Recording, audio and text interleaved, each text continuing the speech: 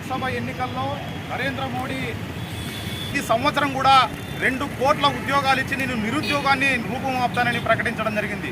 ఈరోజు ప్రభుత్వ శాఖల్లో ఎన్ని లక్షల ఉద్యోగ ఖాళీలు ఉన్నాయని, ఈరోజు ఏమాత్రం కూడా ఈ ఉద్యోగాల భర్తీ కోసం ఈరోజు కృషి చేయకుండా ఈరోజు దాని మానాన దాన్ని వదిలేయడం జరిగింది.